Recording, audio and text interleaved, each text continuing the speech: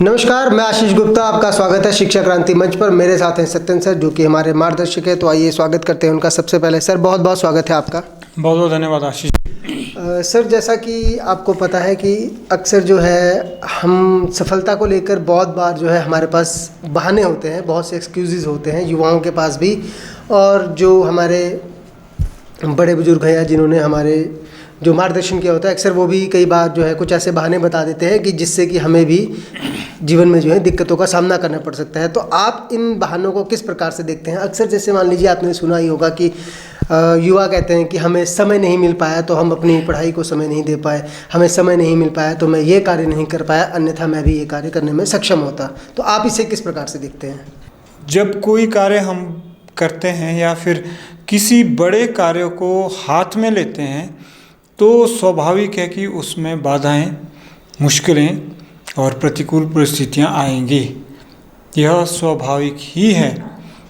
अगर आप चाहते हैं कि आप सीधा समतल चले तो आप फिर पहाड़ तो नहीं चढ़ सकते। पहाड़ चढ़ने के लिए तो आपको अनेक प्रकार की पगडंडियों को पार करना होगा। ऊबड़ खाबड़ खाई और पत्थर, झाड़ियाँ, पेड़ और संभव है कि हिंसक पशुओं से भी आपका सामना होगा। जी बिल्कुल। तो मनुष्य पहाड़ तभी चढ़ सकता है जब वह हर प्रकार की चुनौतियों का सामना करने के लिए तैयार होता है। तो जीवन में उच्च उद्देश्य होना पहाड़ चढ़ने के समान ही है। जी। तो अगर आप बहुत बड़ा कार्य कर रहे हैं तो आप ये मत सोचिए कि उसमें कोई कठिनाई नहीं आएगी। अगर कठिनाई नहीं आ रही है तो आप सोचिए कि आप सीधे मैदान में चल रहे हैं और वहीं के वहीं चल रहे हैं, गोल गोल घूम रहे हैं, कहीं पहुंच नहीं रहे, coming back to square one.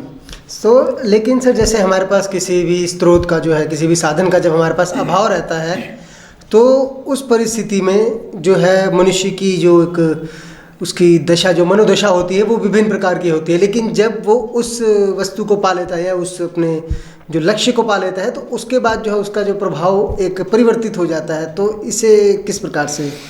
देखिए आशीष जी, मुझे लगता है कि चाहे मनुष्य कुछ भी करे इस जीवन में, उसका उद्देश्य एक ही होना चाहिए, वह है आनंद, और वह है जीवन को अच्छी तरह से जीना। और वह तब संभव है जब वह अपने स्वरूप को समझता है, यानी अपने धर्म को समझता है।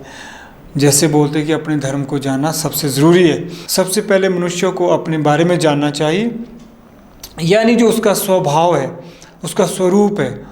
जब हम धर्म की बात करते हैं कि अपने धर्म में जीना भी चाहिए और मरना भी चाहिए, तो धर्म का मतलब होता है जो एप्टीट्यूड है जी, यानी जो उसका टैलेंट है जी, यानी जो इसके लिए बना है।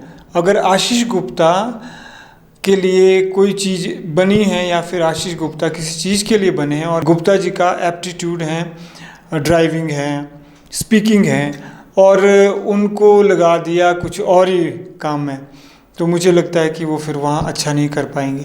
मजबूरन तो बेशक जाना पड़े। तो सबसे ज़रूरी है कि हमें अपने धर्म को पहचानना है। धर्म का मतलब यही है कि हमारा एप्टीट्यूड क्या है, हमारा टैलेंट क्या है, हम किस चीज़ के लिए बने हैं, हम क्या काम अच्छी तरह से कर सकते हैं। और वह तब संभव है जब हम अपने स्वभाव को जानने की कोशिश करते हैं। लेकिन जो आपने कहा कि प्रभाव की बात कही, अभाव की बात कही, तो उसमें तो मैं यही कहना चाहूँगा, जो अभाव होता है ये विडंबना है। जो उसके पास नहीं होता है, जीवन भर उसके अभाव में वह रोता है, यानी उसके अभाव को पूरा करने के लिए, उसकी कमी को, उसके अभाव को पूरा करने के लिए दिन रात मेहनत करता है और वह अपने स्वभाव से दूर चला जाता है। जी। और जब उस अभाव की पूर्ति हो जाती है, जब उसके पास जो वांछित वस्तु जिसके लिए वो जीवन भर प्रयासरत हैं, प्रयत्नशील हैं, और जब उसे वह अभीष्ट की सिद्धि होती है, उसे वो प्राप्त हो जाती है, तो वह उसके प्रभाव में इतना आ जाता है कि फिर भी वह स्वभाव को नहीं देखता है। तो कहने का मतलब है, जब आपके पास किसी चीज़ का अभाव है तब भी आपने अपने स्वभाव की ओर नहीं आप गए। जब आपके पास वो अभाव खत्म हो गया, यानी वो वस्तु आपको उपलब्ध हो गई, प्राप्त हो गई, फिर आपको उस वस्तु का, उस चीज़ का प्रभाव इतना पड़ता है, फिर भी आप अपने स्वभाव को नहीं जान पाते। इससे क्या होता है कि जब आप अपने स्वभाव से दूर चले जाते हैं तो आप जीवन से दूर चले जाते हैं, जीवन के केंद्र से दूर चले जाते हैं, आनंद से दूर चले जाते हैं, स्वयं से ही दूर चले जाते हैं। तो अगर आप स्वयं से दूर चले गए, ज़िंदगी से दूर चले गए, तब तो एक यंत्र में और मनुष्य में फ़र्क ही क्या रह गया।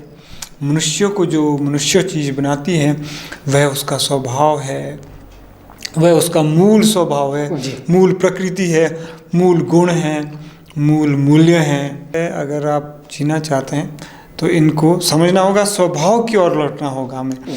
स्वयं को जानना ही सबसे पहला हमारा कर्तव्य है, स्वाध्याय ही हमारा सबसे पहला कर्तव्य है। वेद कहते हैं कि आत्मनो विधि, कि मनुष्य स्वयं को जानो, और स्वयं को जानने की यात्रा ही हमारी होनी चाहिए, ऐसा मेरा मानना है। आशीष जी सर, बहुत बहुत धन्यवाद सर आपका, हमें अपना कीमती समय देने के लिए और हमारे प्रश्नों का उत्तर देने के लिए। और मैं अपने व्यूअर्स, जितने भी लोग हमें देख रहे हैं या बाद में देखेंगे, उनसे ही अनुरोध रहेगा कि वो भी अपने किसी प्रकार के प्रश्न हो तो बेझिझक जो है हमसे पूछ सकते हैं, हमारे ऑनलाइन मंच के माध्यम से, हमारे यूट्यूब चैनल के माध्यम से, फेसबुक पेज के माध्यम से, और व्यक्तिगत रूप से भी यदि वो टेलीफोन का इस्तेमाल करना चाहे, टेलीफोन के माध्यम से भी वो हमसे प्रश्न पूछ सकते हैं। हम उनका यथासंभव प्रयास करेंगे उनके प्रश्नों का उत्तर देने के लिए, और आपके सुझाव भी बिल्कुल हम उनका स्वागत करेंगे, और किसी प्रकार का आप यदि सुझाव देना चाहें।